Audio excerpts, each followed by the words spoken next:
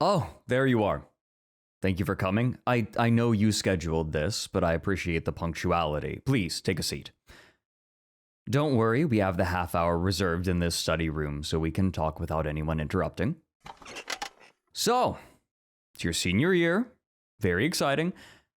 How are you feeling about your goals going forward? Nervous? Absolutely understandable. I mean, life can be pretty intimidating after you throw your cap in the air. Nevertheless, let's go ahead and focus on why you're here. Your final research presentation. Tell me, did you decide on a topic that you'd like to focus on? Mind you, it'll be pretty difficult to change topics later on, so it's best to decide on something now and work on it piece by piece. Huh? Interesting topic. Romanticism, all right. It's evolved over time, so you'll have a lot to work with. Mary Shelley, John Keats, William Blake. You will have a large net to pull from for examples and comparisons. Well. What's happening over here? Am I interrupting your time with Fred? My apologies. I was on my way out of the library when I spotted the two of you here. I couldn't help but peek in and see what's going on. Well, we were just about to chat about the research topic for the year. Oh, right. Yeah, you assigned seniors a presentation to give instead of just making them write a boring dissertation. I'd argue that only poorly written dissertations are boring. Believe me, there are plenty of people who believe just writing the bare minimum in a packet of words will grant them some reputable medal of recognition. Knowing exactly what you are talking about instead of just stuffing a paper with frivolous big words makes a big difference in the end for the reader. Fair. Still, I love the initiative to let students be more hands-on and open with how they end their senior years.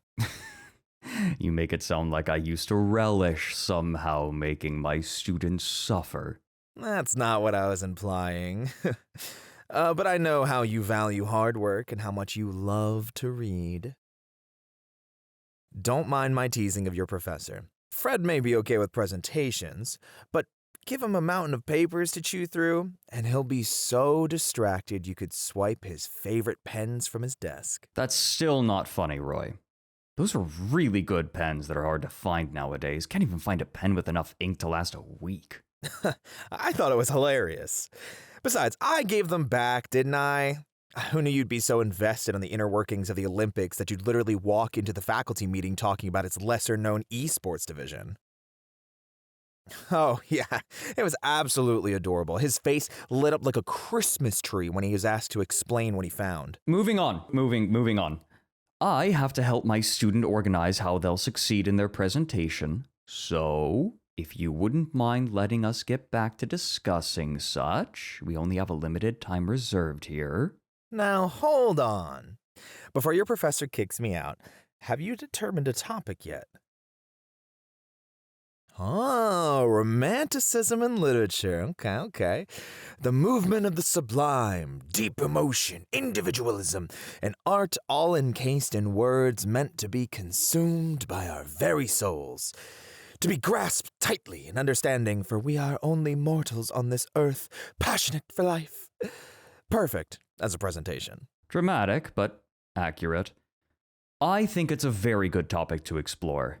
There are tons of resources you can use here in the library and online lectures you can pull from during your free time. It'll only be a matter of how you bring it all together, which should be fairly simple. Oh, I know so.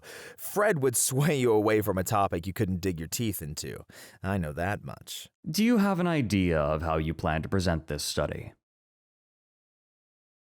A little bit? Okay. I mean, since we blocked out a good chunk of time in this study room, why don't we build an outline for you to work with for now? You can change anything you need down the line that helps with your presentation. Oh, I'll help too. Yeah, I don't mind at all. I don't have anything to do for a bit, and I do love seeing students succeed. Might as well lend my creative expertise on this topic. Besides, it's meant to be a presentation, so it's gotta be catching. Especially to Stiff Feathers over there. Don't worry, you'll make something he won't stop yapping about for years. I heard that, Roy. Regardless, I do have high expectations for you. Whether or not you impress me with your presentation, it still needs proper research, organization, and care. So, let's begin with that, shall we? What's the core of your presentation, and what key points are you aiming to highlight?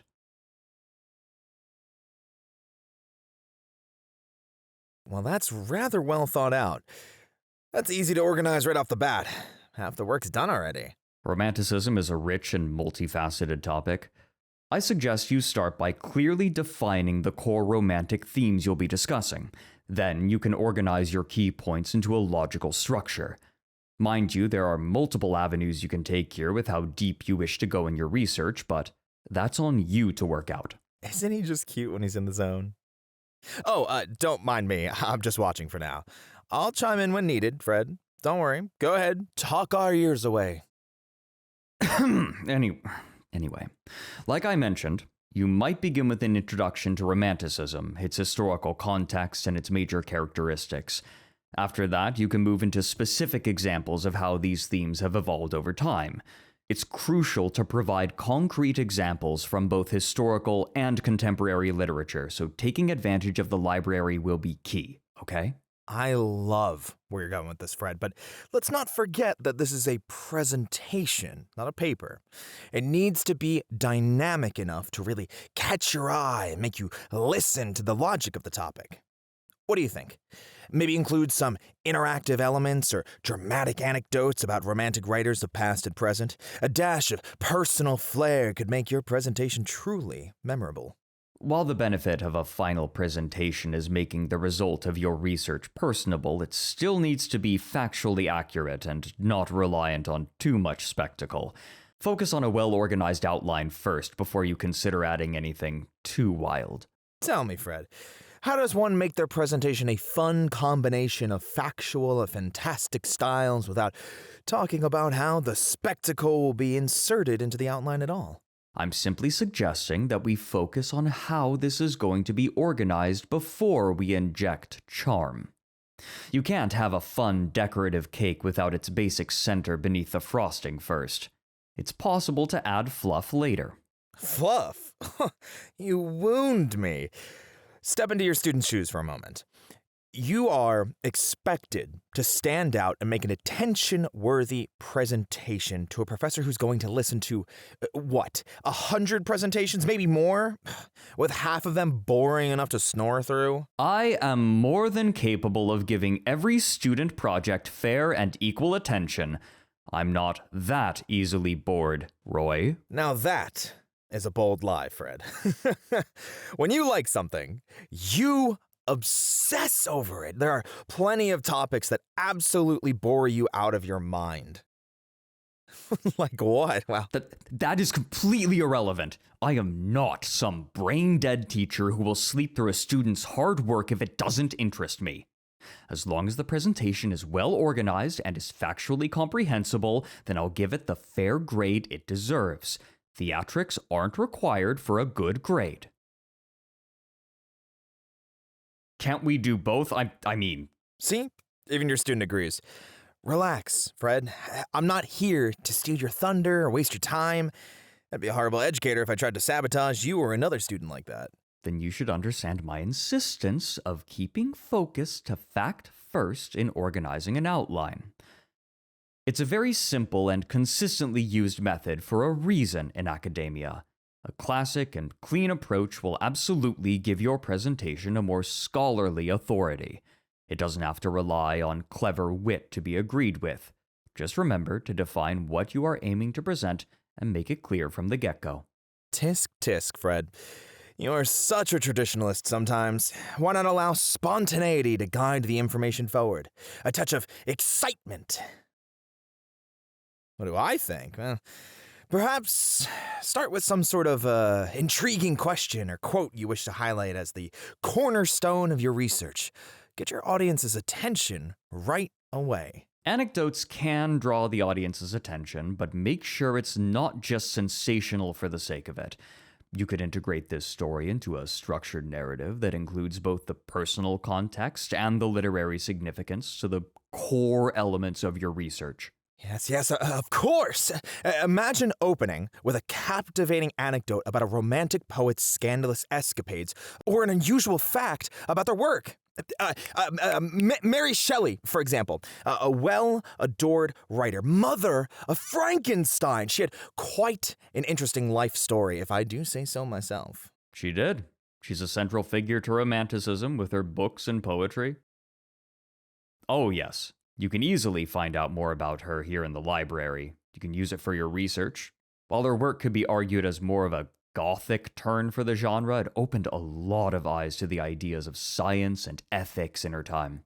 Mary was quite a passionate figure in history, running away to elope with a married man and building her life alongside him as a romantic writer. If she doesn't deserve a spectacle spotlight, I don't know who else does. There are plenty of writers who defined Romanticism who could be just as easily dissected. Romantic authors were just kind of like that. But if Mary is the perfect example, how would you start this presentation? Exactly. Start with a dramatic anecdote of her inspiration to create Frankenstein. Imagine a dark and stormy night in the year without a summer. A challenge is given to young Mary Shelley from well-renowned writer Lord Byron. The challenge? Write a ghost story. Is that true? Well, yeah, 1816 was known as the year without a summer, and Mary Shelley, who was 18 at the time, was legitimately challenged to write a ghost story by Lord Byron while vacationing with him and her husband, Percy, in the Alps. Right.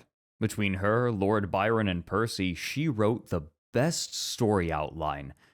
Mind you, she was born in an era where a woman was not well respected as a writer, so her success with Frankenstein was notable for the 19th century. Her upbringing and her relationship to her husband shaped her writing and allowed her to pen such individualism and sublime expression in her work.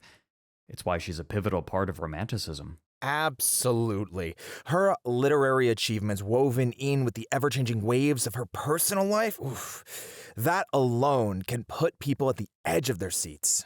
However, you can't just pin the spotlight on Mary and her influence of Romanticism unless that is what you solely want to focus your work on. You have 15 minutes to use in your presentation, after all. There are more writers than just her who helped shape modern Romanticism, and adding mountains of fluff for one writer will only detract from spotlighting others. While true, simply stating facts without embellishment is so boring to hear. After all, the topic is Romanticism. Why not embrace a little romance, a little drama? That infamous storm that kept the three writers in those Swiss Alps with nothing but the challenge of writing a suspenseful ghost story. It can't just be thrown away so easily. Classic structures are a little, predictable. Predictable. Well, while charm and flair have their uses, consistency has its merits as well. The greatest minds in academia didn't go into the field to be entertainers, but scholars of knowledge. They weren't necessarily focused on making their discoveries and arguments showy. Sure, if we want to believe that stereotype of scholars being boring bookworms that only talk to each other for some semblance of fun. Let's be realistic. People remember presentations that make an impact, that blow their minds in a way they cannot recover from. I'm not denying the need for impact, but I'm worried that overemphasis on theatrics might detract from the important substance. We need to be careful about how we integrate these elements. However, I'm always up for a friendly debate on how to truly engage an audience, Roy. Insulting classic structure is quite the challenge. A debate, huh? I do love a good verbal tussle. Maybe we can settle it over a cup of coffee sometime, Fred. I'm sure your predictable methods might need a touch of my dynamic charm to truly shine. Of course you like both methods. It's easy enough to combine them, a structured foundation with a sprinkle of romantic zest. Your presentation will be both insightful and captivating. Hold on. Do not mistake my advice. I'm merely reminding my student that there is a balance that can be worked on later if spectacle is something they want. The appeal to have a more dynamic introduction could benefit you in the long run. Perhaps we could even find a middle ground and craft an introduction that captures the imagination. Then you can provide the academic context needed to understand the significance of why it was needed at all. That's what I've been saying, my God. You really focus hard when it comes to your students, huh? You have a good teacher taking care of you. I have no doubt he can get you to make an A+ worthy presentation with or without my 2 cents. Oh, you like my advice too? I am downright flattered. Your advice is very helpful, Roy. Many of my students who have had you as their teacher before, or have both of us as their educators, praise how open-minded you are with them and their ideas. Besides, I've known you long enough to trust that your heart is in the right place with your guidance. What do I mean? Roy and I have known each other for quite some time. Both of us were hired here at the same time. It wasn't that long ago. Quite some time. Makes it sound like we're much older than we actually are. But yeah, it was a time full of wild ambition and hopeful beginnings for the both of us.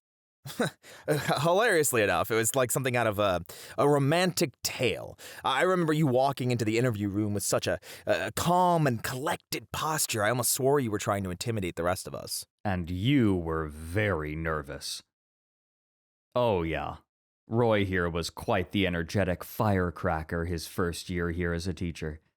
From the interview to his first lecture, he was unpredictable. I had every reason to be. My students took my class to learn, and I would be damned if I just lectured them on and on without some form of exciting teaching method each semester. Surely you understand, right? Learning shouldn't just be about regurgitating what you hear. It should be fun and memorable in any way possible. I'm glad you agree. Your flair for the dramatic was hard to ignore, and still is. Oh, is that a bad thing, Fred? No, I find it admirable. While we may have different methods on how to educate, we never really clashed in a turbulent way. You brought excitement and fun. I was here for depth and contemplation. Ah, symphony of contrasts, harmonizing in a way that all can understand the same song with different angles. Quite the way to put it, huh? Am I wrong, though? I mean, look at us and how differently we suggest you to make your presentation outline. You're not wrong. We spent a lot of time developing our teaching styles, but in the grand scheme of things, we were just helping our students the best way we could in our own ways. And we still are. Look at us, the passionate performer and the introspective scholar. Whenever we work together, it's like a thrilling dance. Again with the dramatics. We seem close. I mean, we are, in a way. Well, I'm not sure the library study room is the best place to go further about my care for the now beet-red scholar. I can say that my respect for him grows with each student he helps succeed in the world of academia. You know, this resembles a good romantic story. Debate, passionate sides, a complementary blend of thoughts.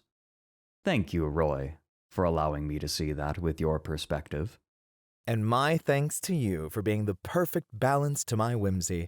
I think our students truly grew and will continue to grow with such wide views on knowledge. That I can agree with. Sorry for the tangent away from the purpose of our meeting. However, surely now you have a fairly easy idea of how to move forward with your presentation. Organization and grounded comprehension should be the foundation of your final show. There's nothing wrong with adding a personal touch. Let it be captivating to those who listen to you, and don't forget to let your own personality shine through. After all, it's your unique perspective that will truly make the presentation memorable. You're very welcome. It's been a pleasure to help. Well, is there anything else we can help clear up for you? While we would love to give you the answers, I think we've given plenty of information to move forward. You might even finish this presentation faster than your peers, thanks to Roy. Anything to help our students succeed. Now, I think I want to get a cup of coffee from the library's cafe. Would you both like to join me? Wonderful. A good cup may be just the thing you need to get your research started. I think I'll join. That little debate is on my mind, and since you're such a fan of my yapping, as it were, I think I'm in the mood to talk your ear off. You think that's a threat, but I couldn't be more delighted. Shall we then?